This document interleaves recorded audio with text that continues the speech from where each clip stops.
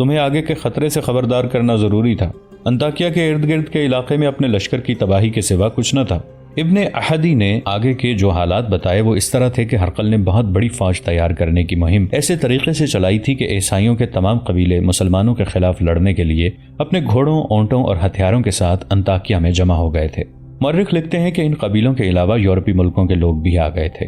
روم، یونان اور آرمینیا کے رہنے والے بھی بہت بڑی تعداد میں آئے تھے۔ ان سب کو اس فوج کے ساتھ ملا کر جو پہلے موجود تھی، ہرقل کی فوج کی تعداد 1.5 لاکھ ہو گئی تھی۔ اس اتنے بڑے لشکر کو 30 ہزار کے 5 حصوں میں تقسیم کر دیا گیا تھا۔ ہر حصے کا جو سالار مقرر کیا گیا تھا وہ تجربہ کار اور منتخب تھا۔ ان 5 سالاروں میں ایک کا نام ماہان تھا، جو آرمینیا کا بادشاہ اور اپنے وقتوں کا مانا ہوا ماہر سپہ سالار تھا۔ دوسرا غسان کا حکمران جبلہ بن الابہم تھا، جو اپنی فوج ساتھ لایا تھا اور اس کا وہ سالار تھا۔ تیسرا روس کا ایک شہزادہ قناطیر تھا۔ چوتھے کا نام کریگری اور 5ویں کا ویر جان تھا۔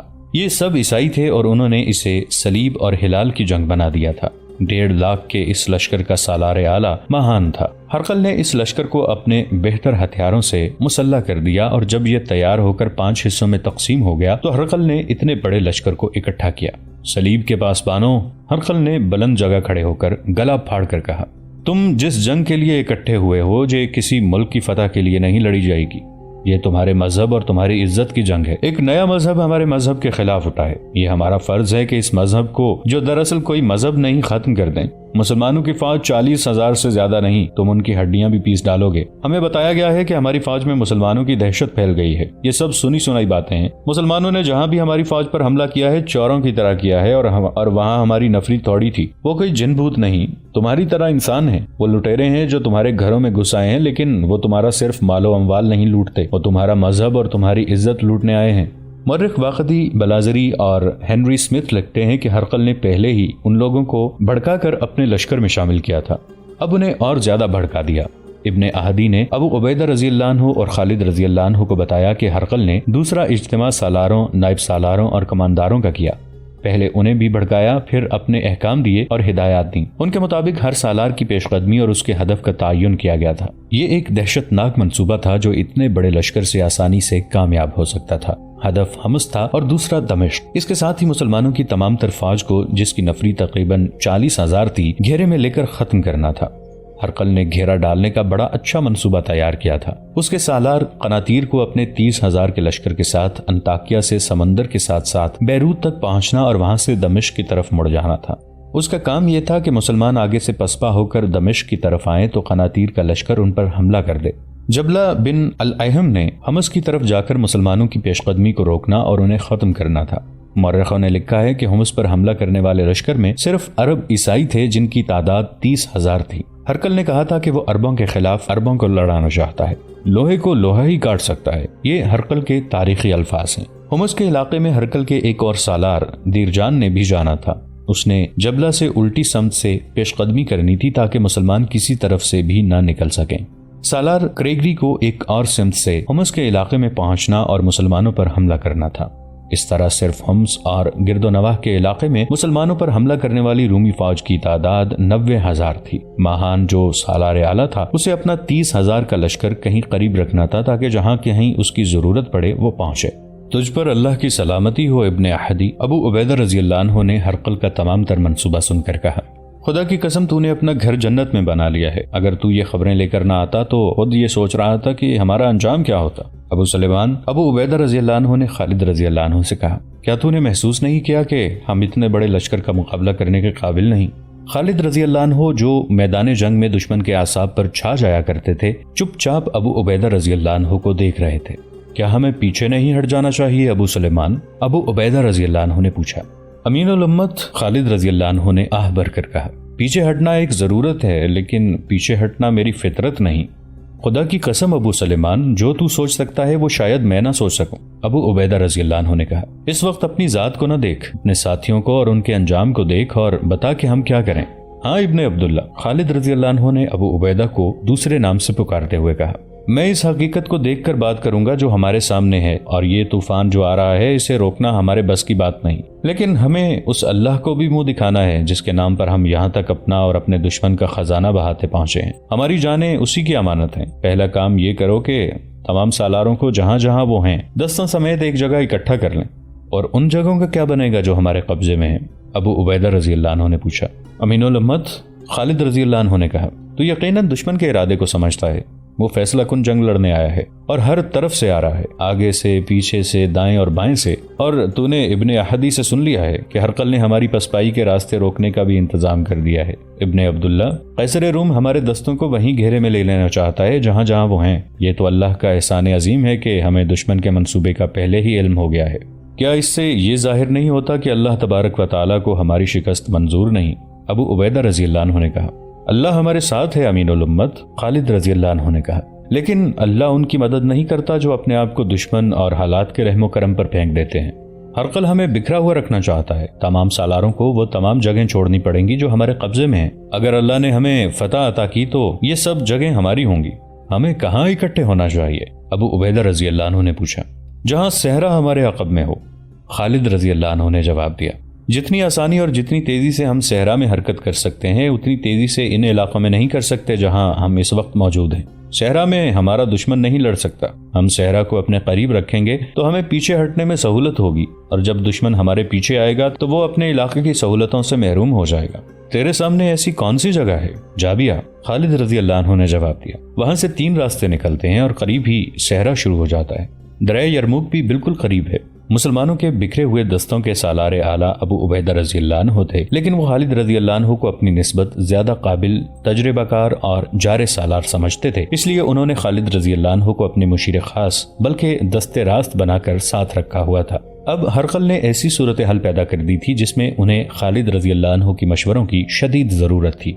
खालिद रजी अल्लाह अन्हु तो इससे भी ज्यादा खतरनाक और खौफनाक सूरत हाल में नहीं घबराते थे। उन्होंने जो मशवरे दिए थे अबू उबैदा रजी अल्लाह अन्हु ने फौरी तौर पर उन पर अमल किया। वहां ज्यादा सोचने का वक्त था ही नहीं। एक एक लम्हा कीमती था। हरकल का लश्कर अंताकिया से कूच कर चुका था। हमस पर मुसलमानों के कब्जे का 3रा महीना गुजर रहा था। हरकल के लश्कर का वो हिस्सा जो जबला बिन अल अहम की ज़ेर कमान था, जून 636 ईस्वी में हमस के करीब पहुंच गया।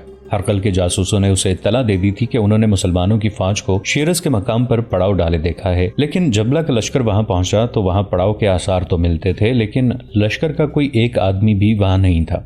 जबला ने कहा कि वो हुमस में इकट्ठे हो गए हैं। उसने अपना हरावल दस्ता हुमस को रवाना कर दिया। देखा कि शहर के दरवाजे खुले हुए हैं, दीवारों पर शहर के लोग खड़े थे, कोई फौजी नजर नहीं आता था। कहाँ है मुसलमान? हरावल के सालार ने पूछा। यहाँ कोई मुसलमान नहीं, उसे ऊपर से जवाब मिला। क्या तुम अपने मजहब के दुश्मन के साथ मिल गए हो? रूमी हरावल के सालार ने कहा। क्या दरवाजे खुले छोड़कर हमें धोखा देना चाहते हो? अंदर आकर देख लो, ऊपर से शहरियों ने उसे बताया। अगर तुम भी इस धोखे में शरीक हो तो अपनी सजा सोच लो, हरावल के सालार ने कहा।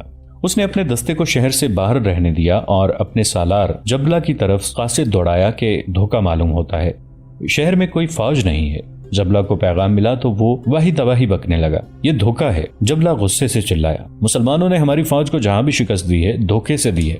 वो शहर में मौजूद हैं और उन्होंने हमें फांसने के लिए शहर के दरवाजे खुले छोड़ रखे हैं। जबला ने अपने 30,000 के लश्कर को पेशकदमी का हुक्म इस हिदायत के साथ दिया कि हुमस के दरवाजों में सैलाब की तरह दाखिल हों और शहर में बिखर मुसलमान लोगों के घरों में छुपे हुए होंगे। उसे खतरा ये नजर आ रहा था कि उसका लश्कर शहर में बिखर गया तो मुसलमान उसके सिपाहियों को चुन चुन कर मारेंगे। वो सैलाब ही की मानंद शहर में दाखिल हुए और मुसलमानों को ललकारने लगे कि वो बाहर आए, लेकिन कोई मुसलमान बाहर ना आया। जबला ने खतरा मूल लेकर हर घर की तलाशी का हुक्म दिया। सिपाही लोगों के घरों पर टूट पड़े। तलाशी के बहाने उन्होंने घरों में लूट मार की और औरतों पर दस्त दराजी की। शहरी चीखते चिल्लाते बाहर आ गए। तुमसे वो अच्छे थे जो चले गए हैं, तुमने अपने मजहब का भी इख्तराम नहीं किया। हमारे मजहब का एहतराम मुसलमानों ने किया था, वो हमसे लिया हुआ जिजिया वापस कर गए हैं, वही अच्छे थे। मुसलमान तुम्हारी तरह लुटेरे नहीं। जबला बिन अल अहम शहर के मर्दों और औरतों की चीखो पुकार और आह बुका सुनता रहा।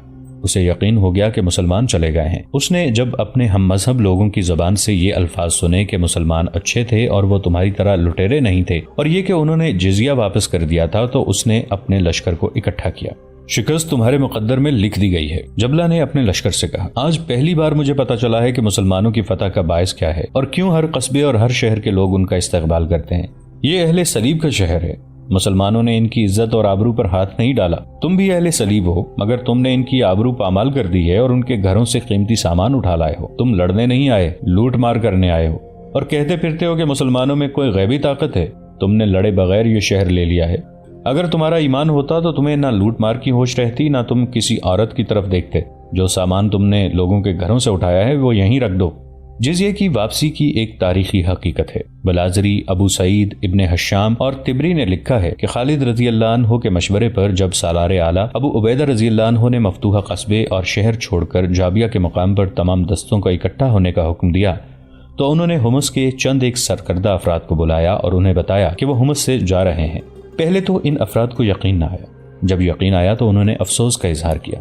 ہم نے پہلی بار عدل و انصاف دیکھا تھا۔ ایک شہری نے کہا، ہم نے ظلم، جبر اور بے انصافی کا راج دیکھا تھا۔ آپ ہمیں عدل و انصاف اور عزت و آبرو سے محروم کر کے پھر ہمیں ظالموں کے حوالے کر کے جا رہے ہیں۔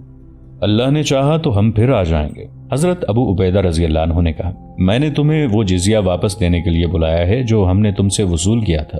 نہیں، شہریوں کے نمائندوں نے متفقہ طور پر احتجاج کیا، ہم اپنا جزیہ واپس نہیں لیں گے، یہ جزیہ ہم پر حرام ہو گیا ہے۔ ابو عبیدہ رضی اللہ عنہ نے کہا، ہم نے تم سے اس معاہدے پر جزیہ لیا تھا کہ ہم تمہاری حفاظت کے ذمہ دار ہوں گے، لیکن ہم تمہیں ان لوگوں کے رحم و کرم پر چھوڑ کر جا رہے ہیں جنہیں تم ظالم اور جابر سمجھتے ہو۔ ہم تمہاری حفاظت اور سلامتی کا معاہدہ پورا نہیں کر سکے، تم اپنا جزیہ واپس لے لو اور یہ تمام شہریوں کو واپس کر دینا۔ ایک مورخ ابو یوسف نے لکھا ہے کہ حمص کے شہری جو پہلے ہی مسلمانوں کے سلوک، انتظام اور عدل و انصاف سے متاثر تھے، جزیے کی واپسی سے اور زیادہ متاثر ہوئے۔ حد یہ کہ حمص میں جو یہودی مقیم تھے، ان کے نمائندے نے ابو عبیدہ رضی اللہ عنہ سے کہا کہ حمص میں اب وہی حکمران داخل ہو سکے گا جو فوجی طاقت کے بل بوتے پر آئے گا، ورنہ وہ کسی اور کو اپنے اوپر حاکم تسلیم نہیں کریں گے۔ ایک یہودی کے منہ سے مسلمانوں کی حمایت کے الفاظ اس وجہ سے حیران کن ہیں کہ یہودی مسلمانوں کے بدترین دشمن تھے۔ رومی فوج کا سالار قناطیر ہرقل کے منصوبے کے مطابق دمشق پر حملہ کرنے گیا تو وہاں اسے اسلامی فوج کا کوئی آدمی نظر نہ آیا۔ مسلمان دمشق سے نکل کر جابیہ چلے گئے تھے۔ ابو عبیدہ رضی اللہ عنہ نے ان تمام سالاروں کو جو مفتوحہ جگہوں کے حاکم مقرر ہوئے تھے حکم بھیجا تھا کہ وہاں سے کوچ کرنے سے پہلے لوگوں کو جزیے کی رقم واپس کر دی جائے، کیونکہ ہم ان کی حفاظت نہیں کر سکے۔ چنانچہ دمشق کے شہریوں کو بھی جزیہ واپس کر دیا گیا تھا۔ اس طرح مسلمان اپنے پیچھے بڑا اچھا تاثر چھوڑ کر آئے تھے، لیکن وہ اس علاقے سے نکلے نہیں۔ تمام دستے دریائے یرموک سے 7-8 میل دور جابیہ کے مقام پر اکٹھے ہو گئے۔ ان میں شرجیل رضی اللہ عنہ بن حسنہ، عمرو رضی اللہ عنہ بن العاص، یزید رضی اللہ عنہ بن ابی سفیان، زرار رضی اللہ عنہ بن الازور جیسے نامی گرامی سالار قابل ذکر ہیں۔ سالار اعلیٰ ابو عبیدہ رضی اللہ عنہ نے سب کو مشاورت کے لیے بلایا۔ تم سب پر اللہ کی سلامتی ہو۔ ابو عبیدہ رضی اللہ عنہ نے کہا، کیا میرے چہرے پر وہی پریشانی نہیں ہے جو تم ایک دوسرے کے چہرے پر دیکھ رہے ہو؟ لیکن یہ پریشانی ہے، مایوسی نہیں۔ مایوس نہ ہونا اس اللہ کی ذات باری سے جس کے رسول صلی اللہ علیہ وآلہ وسلم کی اطاعت اور پیروی میں ہم اتنی مدت سے گھروں سے نکلے ہوئے ہیں۔ ہم پسپا نہیں ہوئے، پیچھے ہٹے ہیں، اور پیچھے اس لیے ہٹے ہیں کہ اکٹھے ہو کر اس دشمن کے مقابلے میں کھڑے ہو سکیں جو ہمارے دین کا دشمن ہے۔ کیا تم نے سن لیا ہے کہ ہرقل کی فوج کی تعداد 2 لاکھ کے قریب ہے؟ ہاں امین الامت، سالاروں کی آوازیں سنائی دیں۔ سن لیا ہے، اور ہم کتنے ہیں؟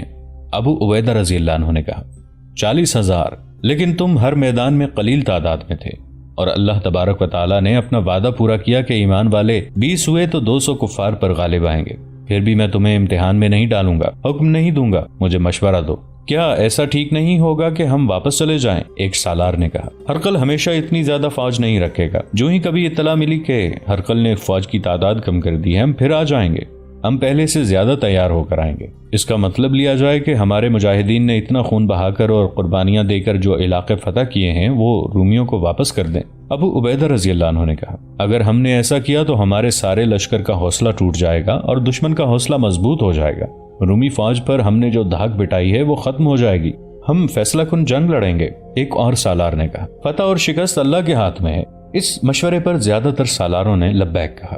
لڑے بغیر واپس گئے تو مدینہ والوں کو کیا منہ دکھائیں گے؟ پھر پسپائی بھی ہماری روایت بن جائے گی۔ اپنے بچوں کو یہ سبق ملے گا کہ دشمن قوی ہو تو بھاگا بھی جا سکتا ہے۔ ابو عبیدہ رضی اللہ عنہ نے خالد رضی اللہ عنہ کی طرف دیکھا جو بالکل خاموش بیٹھے تھے۔ انہوں نے نہ کسی کی تائید میں کچھ کہا نہ مخالفت۔ کیوں ابو سلیمان؟ ابو عبیدہ رضی اللہ عنہ نے خالد رضی اللہ عنہ سے کہا، کیا تو کوئی مشورہ نہیں دے گا؟ تیری جرت اور قابلیت کی ضرورت تو اب ہے، کیا سوچ رہا ہے تو؟ ابن عبداللہ، خالد رضی اللہ عنہ نے کہا، جس کسی نے جو کچھ بھی کہا ہے وہ اپنے خیال کے مطابق ٹھیک کہا ہے، لیکن میں کچھ اور کہنا چاہتا ہوں۔ میں یہ بھی کہنا چاہتا ہوں کہ سب نے مل کر جو فیصلہ کیا میں اس کا پابند رہوں گا اور تیرا ہر حکم مانوں گا۔ تو جو کچھ کہنا چاہتا ہے کہہ دے ابو سلیمان۔ ابو عبیدہ رضی اللہ عنہ نے کہا، مجھے تیری رائے کی ضرورت ہے۔ پہلی بات یہ ہے امین الامت، خالد رضی اللہ عنہ نے کہا، ہم بڑی خطرناک جگہ پر آ کر بیٹھ گئے ہیں۔ یہاں سے تھوڑی ہی دور قیصاریہ میں رومیوں کی فوج موجود ہے، اس کی نفری 40,000 ہے اور اس کا سالار ہرقل کا ایک بیٹا قسطنطین ہے۔ ہماری تعداد اتنی ہے جتنی اکیلے قسطنطین کی ہے۔ ہم ایسی جگہ پر ہیں کہ وہ ہم پر عقب سے آسانی سے حملہ کر سکتا ہے۔ ایسا حملہ وہ اس وقت کرے گا جب سامنے سے ہم پر ہرقل کی فوج حملہ کرے گی۔ ہمیں یرموک کے مقام پر چلے جانا چاہیے، وہ زمین گھڑ سوار دستوں کے لڑنے کے لیے بہت اچھی ہے، اور ایک فائدہ یہ بھی ہے کہ مدینہ سے کمک اور رسد کا راستہ کھلا رہے گا۔ ابو عبیدہ رضی اللہ عنہ نے دوسرے سالاروں کی طرف دیکھا، سب نے کہا کہ اس سے بہتر اور کوئی تجویز نہیں ہو سکتی۔ ابو عبیدہ رضی اللہ عنہ نے اسی وقت جابیہ سے یرموک کی طرف کوچ کا حکم دے دیا اور خالد رضی اللہ عنہ کو فوج کے عقبی گارڈ کے طور پر پیچھے رہنے دیا۔ خالد رضی اللہ عنہ کو ان 4,000 سواروں کے دستے کی کمان دی گئی جو خالد رضی اللہ عنہ نے تیار کیا تھا۔ یہ سب منتخب شہ سوار تھے، یہ دستہ جم کر نہیں گھوم پھر کر لڑتا تھا۔ یہ خالد رضی اللہ عنہ کی اپنی جاسوسی تھی کہ انہوں نے معلوم کر لیا تھا کہ قیصاریہ میں ہرقل کی جو فوج ہے اس کی نفری 40,000 اور اس کا سالار ہرقل کا بیٹا قسطنطین ہے۔ معروف مورخ گبن لکھتا ہے کہ جنگی اصولوں اور امور کو دیکھتے ہوئے مسلمانوں کو رومی فوج کے مقابلے میں آنا ہی نہیں چاہیے تھا۔ صرف 40,000 نفری سے اس فوج کے خلاف لڑنا، جس کی نفری 1.5 اور 2 لاکھ کے درمیان تھی، ممکن نہ تھا۔ روم کا شہنشاہ صحیح معنوں میں سپاہیوں اور گھوڑوں کا ایسا سیلاب لے آیا تھا جس کے آگے کوئی بھی فوج نہیں ٹھہر سکتی تھی، لیکن مسلمان اس سیلاب کے آگے بند باندھنے اور اسے پھیلا کر ختم کر دینے کا تہیہ کر چکے تھے۔ ان کے پاس صرف جذبہ تھا۔ مسلمانوں کے جذبے کی شدت اور عزم کی پختگی کی ایک وجہ یہ بھی تھی کہ خالد رضی اللہ عنہ ان میں موجود تھے، اور خالد رضی اللہ عنہ سراپا عزم اور مجسم جذبہ تھے۔ ان کا عقیدہ تھا کہ ایمان کے آگے باطل کی کوئی طاقت نہیں ٹھہر سکتی۔ خالد رضی اللہ عنہ نے ایک مثال وہیں قائم کر دی، اور اس طرح کہ مسلمانوں کی فوج جابیہ سے کوچ کر گئی تو خالد رضی اللہ عنہ ابو عبیدہ رضی اللہ عنہ کے حکم کے مطابق ابھی جابیہ میں تھے۔ ادھر ہرقل کے لشکر نے اتنی تیزی سے نقل و حرکت کی تھی کہ اس کے سالاروں کو جن علاقوں میں پہنچنے کا حکم ملا تھا وہ اپنے دستوں کے ساتھ ان علاقوں میں پہنچ گئے تھے۔ شام اور فلسطین میں ہرقل کی فوج چھا گئی۔ خالد رضی اللہ عنہ جابیہ سے روانہ ہونے لگے تو اچانک رومی فوج کا ایک دستہ دائیں پہلو سے آتا نظر آیا۔ یہ رومی فوج کے کسی حصے کا ہراول تھا اور اس سوار دستے کی تعداد خالد رضی اللہ عنہ کے دستے سے زیادہ تھی۔ رومی دستے کو اپنی بے پناہ فوج کی پشت پناہی حاصل تھی۔ اس نے خالد رضی اللہ عنہ کے دستے پر حملہ کر دیا۔ خالد رضی اللہ عنہ نے اپنے اس سوار دستے کو خود تربیت دی تھی۔ انہوں نے ان سواروں کو بھاگ دوڑ کر لڑنے کی تربیت میں کر دیا۔ رومی دستے کے سوار اسی علاقے کے عیسائی تھے۔ وہ جنگ کی ترتیب میں حملے پہ حملہ کرتے تھے، مگر خالد رضی اللہ عنہ کے سواروں کا انداز کچھ اور تھا۔ عیسائیوں کا ہر حملہ اس طرح ضائع جاتا تھا جس طرح حریف کو مارا ہوا گھونسا حریف کو لگنے کی بجائے ہوا میں لگے۔ ذرا ہی دیر بعد عیسائی سوار میدان میں بے ترتیب بکھرے ہوئے تھے اور مسلمان سوار انہیں کاٹ رہے تھے۔ خالد رضی اللہ عنہ نے اپنا مخصوص نعرہ لگایا، میں خالد ابن الولید ہوں۔ جب یہ نعرہ لگایا تو مارکے کی صورت ہی بدل گئی۔ خالد رضی اللہ عنہ کا یہ نعرہ پہلے ہی رومی فوج میں مشہور تھا اور اس نعرے کے ساتھ ایک دہشت وابستہ تھی۔ عیسائی سواروں کی تنظیم پہلے ہی بکھر گئی تھی اور مسلمان سوار ان پر غالب آ گئے تھے۔ خالد رضی اللہ عنہ کے نعرے نے رہی صحیح کسر پوری کر دی اور عیسائی سوار افراتفری کے عالم میں بھاگنے لگے۔ خالد رضی اللہ عنہ یہ مارکہ ختم ہوتے ہی اپنے لشکر کی طرف روانہ ہوئے، بلکہ 2-3 دن وہیں موجود رہے۔ انہیں توقع تھی کہ رومی فوج کا یہ حصہ اپنے ہراول کا انتقام لینے آگے آئے گا۔ خالد رضی اللہ عنہ رومیوں کو یہ تاثر دینا چاہتے تھے کہ مسلمان کہیں بھاگ نہیں گئے، یہی ہیں اور زندہ و بیدار لڑنے کے لیے تیار ہیں۔ رومی آگے نہ گئے اور خالد رضی اللہ عنہ اپنے لشکر سے جا ملے۔ گبن نے لکھا ہے کہ رومی اسی ایک جھڑپ سے ہی محتاط ہو گئے تھے۔ خالد رضی اللہ عنہ ابو عبیدہ رضی اللہ عنہ کے پاس پہنچے تو انہوں نے اس میدان کا جائزہ لیا۔ لڑائی کے لیے یہ ہر لحاظ سے موزوں نظر آیا۔ اس طرح مسلمانوں کو اپنی پسند کے میدان کا فائدہ حاصل ہو گیا۔ رومی ایک تو اسے بہت بڑی کامیابی سمجھ رہے تھے کہ انہوں نے مسلمانوں سے مفتوحہ علاقے لے لیے تھے، اور وہ اس لیے بھی خوش تھے کہ انہوں نے اس دور کی سب سے بڑی فوج بنا لی تھی۔ یہی وجہ تھی کہ وہ مسلمانوں کے پیچھے پیچھے چلے آ رہے تھے۔ ابو عبیدہ رضی اللہ عنہ نے خالد رضی اللہ عنہ کے مشوروں کے مطابق اپنے دستوں کو لڑائی کی ترتیب میں کر دیا اور اسی ترتیب میں ڈیرے ڈال دیے۔ وہ خیمہ زن ہونے کی بجائے تیاری کی حالت میں رہے۔ انہوں نے اپنے بائیں پہلو کو محفوظ رکھنے کے لیے پہاڑیوں سے فائدہ اٹھایا۔ مسلمانوں کے محاذ کی لمبائی کم و بیش 11 میل تھی اور گہرائی کچھ بھی نہیں تھی۔ دوستو، آج کے لیے اتنا ہی۔ اسی کہانی کی اگلی قسط کے ساتھ بہت جلد حاضر ہوں گے۔ نیچے کامنٹ سیکشن میں اپنی رائے کا اظہار ضرور کیجیے گا۔ ہمارے اس چینل کو سبسکرائب کر کے نیچے موجود بیل آئیکن کو بھی ضرور کلک کیجیے گا۔ اگلی ملاقات تک کے لیے ہمارا اور آپ کا اللہ نگہبان۔